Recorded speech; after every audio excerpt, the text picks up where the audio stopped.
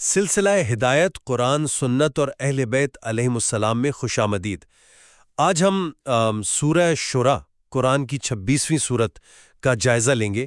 یہ ایک مکی سورت ہے اور اس میں انبیاء کے قصص کے ذریعے جو ہے حق و باطل کی کشمکش کو واضح کیا گیا ہے۔ ہماری آج کی گفتگو کا محور حضرت موسیٰ علیہ السلام اور فرعون کے درمیان ہونے والا مکالمہ ہے، جسے میں سمجھتا ہوں کہ یہ بنیادی طور پر انسانی تکبر اور خدائی قدرت کے درمیان ایک لازوال روحانی معرکہ ہے۔ جبکہ میں اس بات سے اتفاق کرتی ہوں کہ روحانی پہلو اہم ہے، میرا موقف ذرا مختلف ہے۔ میں سمجھتی ہوں کہ یہ داستان محض ایک روحانی معرکہ نہیں بلکہ ظلم کے خلاف ایک سیاسی اور سماجی جدوجہد کا مکمل منشور ہے۔ حضرت موسیٰ کا کردار ایک پیغمبر کے ساتھ ساتھ ایک آپ کہہ لیں کہ انقلابی رہنما کا ہے، جو اپنی قوم کو غلامی سے نجات دلانے کے لیے اٹھیں۔ تو آج کی گفتگو میں ہم دیکھیں گے کہ آیا یہ قصہ تکبر پر ایمان کی فتح کا بیان ہے یا استبداد کے خلاف حریت کی جدوجہد کا؟ بہت خوب۔ آئیے اس کی ابتدا وہیں سے کرتے ہیں جہاں سے اللہ تعالیٰ نے اس داستان کا آغاز کیا، جب حضرت موسیٰ علیہ السلام کو رسالت کا حکم دیا گیا۔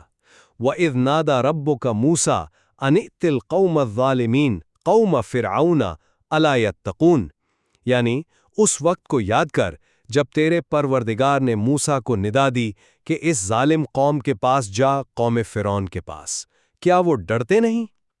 یہاں دیکھیں، قوم ظالمین کی اصطلاح بہت کلیدی ہے۔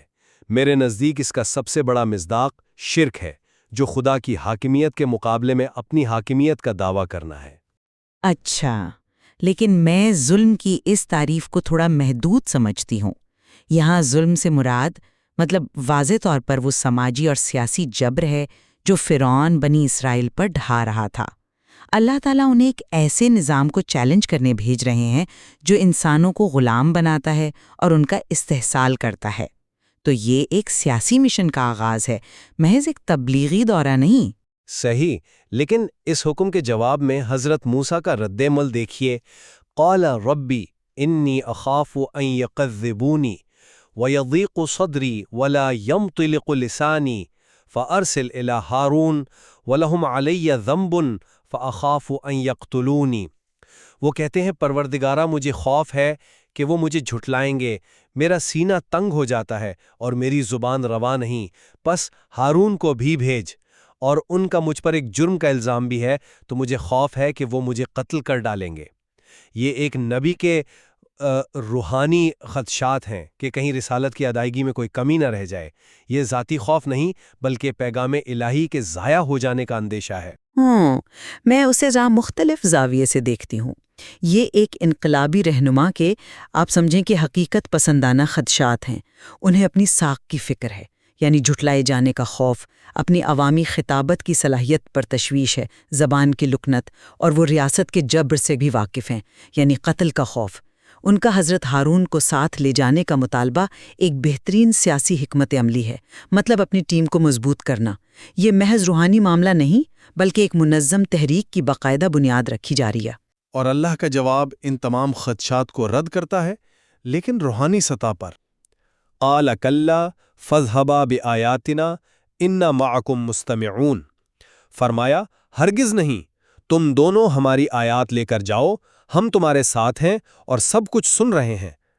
یہاں تسلی کا محور آیات یعنی نشانیاں ہے، جو مادی طاقت کے مقابلے میں روحانی طاقت کی برتری کا اعلان ہے۔ یہ اس بات کی جاہز ضمانت ہے کہ غیبی مدد ان کے ساتھ ہے۔ جی، لیکن یہی غیبی مدد ان کے سیاسی مشن کو تقویت دیتی ہے۔ جب وہ فرعون کے دربار میں پہنچتے ہیں تو مکالمہ فوراً سیاسی ہو جاتا ہے۔ فرعون ان کے پیغام یعنی بنی اسرائیل کو ہمارے ساتھ بھیج دے پر بات کرنے کے بجائے امذاتی حملے کرتا ہے۔ قال الم نربک فینا ولیدا ولبست فینا من عمرک سنینا وفعلت فعلتک التی فعلت وانت من الکافرین۔ وہ کہتا ہے، کیا ہم نے بچپن میں تمہاری پرورش نہیں کی اور تم نے اپنی عمر کے کئی سال ہم میں نہیں گزارے، اور تم نے وہ کام کیا جو کیا اور تم ناشکروں میں سے ہو؟ یہ ایک عامر کا آپ کہہ لیں کہ کلاسیکی حربہ ہے، کردار کشی اور احسان جتا کر باغی کو نفسیاتی دباؤ میں لانا۔ بالکل، لیکن یہ حربہ فرعون کے تکبر کی علامت ہے۔ وہ حق کو سننے سے انکاری ہے کیونکہ اس کی میں اور اس کا احسان آڑے آ رہا ہے۔ وہ پیغام کی سچائی کو چیلنج نہیں کر سکتا، اس لیے پیغام لانے والے کو متنازع بنا رہا ہے۔ اور حضرت موسیٰ کا جواب بھی اسی روحانی بلندی کا عکاس ہے۔ قال فعلتها اذن وانا من الظالین، میں نے وہ کام اس وقت انجام دیا جب میں بے خبر لوگوں میں سے تھا۔ یہاں ظالین کہہ کر وہ اپنی بشری خطا کا اعتراف کر رہے ہیں جو ایک نبی کی شان ابدیت ہے، اور یہ سمجھنا ضروری ہے کہ یہ انبیاء کی عصمت کے منافی نہیں۔ صحیح، میں اس جواب کو ایک شاندار سیاسی داؤ پیچ سمجھتی ہوں۔ وہ ذاتی الزام کے جال میں پھنسنے کے بجائے گفتگو کا رخ واپس اصل مسئلے کی طرف موڑ دیتے ہیں۔ وَتِلْكَ نِعْمَةٌ تَمُنُّهَا عَلَيَّ إِنْ عَبَدْتَ بَنِي اسرائیل، کیا یہ احسان ہے جو تم مجھ پر جتا رہا ہے کہ تو نے بنی اسرائیل کو غلام بنا رکھا ہے؟ یہ ایک زبردست سیاسی بیان ہے، یعنی وہ کہہ رہے ہیں کہ تمہارا مجھ پر کیا گیا احسان میری پوری قوم کی غلامی کی قیمت پر تھا، لہٰذا یہ احسان نہیں بلکہ ظلم کی ایک اور شکل ہے۔ انہوں نے فرعون کے ذاتی حملے کو اس کے ریاستی جبر سے جوڑ دیا۔ جب یہ حربہ ناکام ہوا تو فرعون کا اگلا سوال اس کے روحانی انکار کی گہرائی کو ظاہر کرتا ہے۔ قال فرعون وما رب العالمین، فرعون نے کہا رب العالمین کیا ہے؟ یہ جاننے کی نیت سے نہیں بلکہ تحقیر کے لیے پوچھا گیا سوال ہے۔ وہ خدا کے وجود کا ہی منکر ہے۔ حضرت موسیٰ کا جواب بھی اسی مناسبت سے ہے۔ وہ ذات باری تعالیٰ کی فلسفیانہ تشریح کے بجائے اس کی نشانیوں کا حوالہ دیتے ہیں۔ قال رب السماوات والارض وما بینہما، وہ آسمانوں اور زمین اور جو کچھ ان کے درمیان ہے سب کا پروردگار ہے۔ یہ ایک توحیدی دلیل ہے۔ مجھے تو یہ سوال بھی سیاسی لگتا ہے۔ فرعون یہ نہیں پوچھ رہا کہ خدا کیا ہے، بلکہ وہ یہ پوچھ رہا ہے کہ یہ کون سی نئی اتھارٹی ہے جسے تم میری حاکمیت کے مقابلے میں لا رہے ہو۔ یہ اس کی بادشاہت کو براہ راست چیلنج تھا، اور حضرت موسیٰ کا جواب بھی اتنا ہی سیاسی ہے۔ اصل حاکم وہ ہے جو کائنات کا نظام چلا رہا ہے، نہ کہ وہ جو مصر کے ایک چھوٹے سے خطے پر حکومت کر رہا ہے۔ جب فرعون دلیل سے ہار گیا تو اس نے وہی کیا جو ہر آمر کرتا ہے۔ پہلے اس نے حضرت موسیٰ کا مذاق اڑایا، انہیں مجنون کہا، اور پھر طاقت کی دھمکی دی۔ قال لئن اتخذت الہا غیری لأجعلنک من المسجونین، اگر تو نے میرے سوا کسی اور کو معبود بنایا تو میں تجھے قیدیوں میں شامل کر دوں گا۔ رہ جائے تو خدائی مداخلت ضروری ہو جاتی ہے۔ حضرت موسیٰ نے عصا اور ید بیضا کا معجزہ دکھایا۔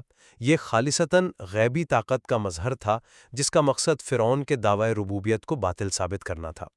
فرعون نے اسے سحر یعنی جادو قرار دیا جو اس کی روحانی شکست کا اعتراف تھا۔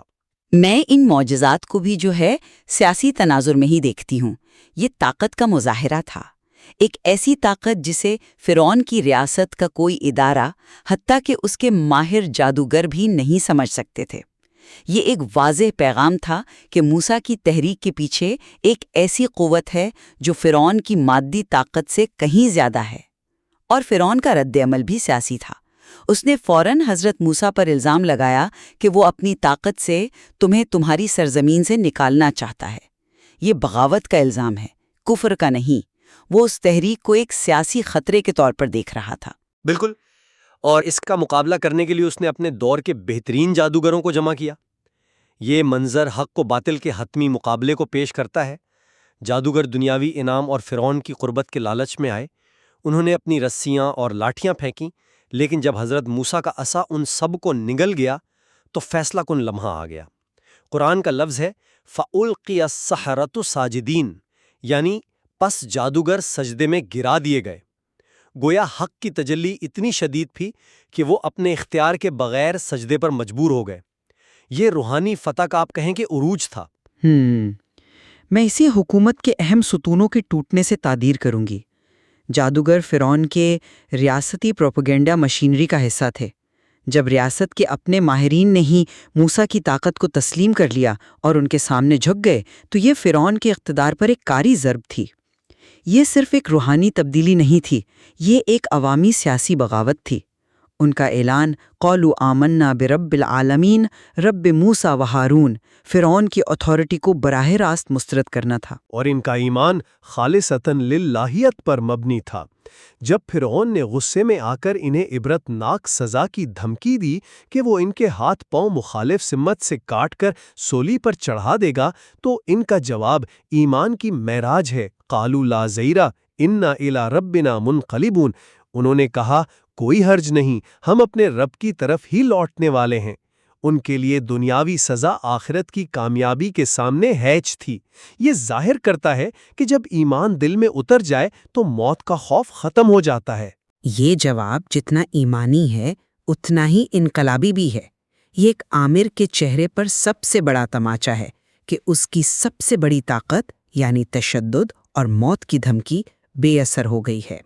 انہوں نے فرعون کو دکھا دیا کہ وہ ایک ایسی طاقت سے جڑ چکے ہیں جو اس کی طاقت سے بالا تر ہے، اور ان کا یہ کہنا انا نطمع ان یغفر لنا ربنا خطایانا ان کنا اول المؤمنین، یعنی ہمیں امید ہے ہمارا رب ہماری خطائیں معاف کر دے گا کیونکہ ہم سب سے پہلے ایمان لانے والے ہیں، یہ ایک تاریخی اعلان ہے۔ وہ اس نئی تحریک کے ہراول دستے کے طور پر اپنا نام تاریخ میں درج کروا رہے تھے۔ اس کے بعد داستان اپنے منطقی انجام کو پہنچتی ہے۔ فرعون اور اس کا لشکر غرق ہوتا ہے اور بنی اسرائیل کو نجات ملتی ہے۔ یہ اس بات کا ثبوت ہے کہ اللہ اپنے نبیوں اور مومنین کو کبھی تنہا نہیں چھوڑتا، اور ہر قصے کے اختتام پر آنے والی آیت اس کا خلاصہ ہے۔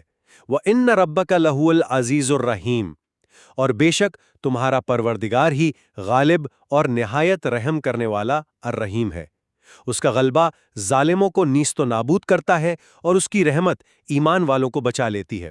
جی، اور اسی واقعے سے میری بات کی تائید ہوتی ہے۔ بنی اسرائیل کی نجات اور فرعون کی غرقابی ایک سیاسی انقلاب کی تکمیل ہے۔ ایک غلام قوم کو آزادی ملتی ہے اور ایک جابر سلطنت کا خاتمہ ہوتا ہے۔ اللہ کا عزیز ہونا اس کی غالب سیاسی قوت کو ظاہر کرتا ہے جو مظلوموں کو انصاف دلاتی ہے، اور اس کا رحیم ہونا اس کے اس وعدے کا ثبوت ہے کہ وہ عدل اور حریت کی جدوجہد کرنے والوں پر رحم فرماتا ہے۔ تو خلاصہ یہ کہ میرے نزدیک یہ داستان بنیادی طور پر ایک روحانی سبق ہے کہ انسان کی سرکشی چاہے کتنی ہی بلند کیوں نہ ہو، اللہ کی قدرت کے سامنے فنا ہو جاتی ہے۔ ایمان ہی اصل طاقت ہے اور معجزات اس کی سب سے بڑی دلیل ہے۔ فرعون کی شکست اس کے تکبر اور کفر کا نتیجہ تھا۔ جبکہ میرے خیال میں یہ قصہ ایک سیاسی اور سماجی جدوجہد کا لازوال نمونہ ہے۔ یہ ہمیں سکھاتا ہے کہ ظلم کے نظام کو کیسے چیلنج کیا جائے، قیادت کیسے کی جائے، اور حق کے لیے کھڑے ہونے کی کیا قیمت اور کیا انعام ہے۔ فرعون کی شکست ایک جابر سیاسی نظام کی شکست ہے۔ یہ داستان آج بھی دنیا بھر کی تحریک آزادی کے لیے مشعل راہ ہے۔ شاید اس داستان کی عظمت ہی یہی ہے کہ اس میں دونوں پہلو موجود ہیں۔ یہ ایک ہی وقت میں دلوں کو ایمان کی حرارت بھی بخشتی ہے اور معاشروں کو ظلم کے خلاف اٹھ کھڑے ہونے کا حوصلہ بھی دیتی ہے۔ بالکل، اس پر غور و فکر کے دروازے ہمیشہ کھلے رہیں گے، اور ہر دور کا انسان اس سے اپنے حالات کے مطابق رہنمائی حاصل کرتا رہے گا۔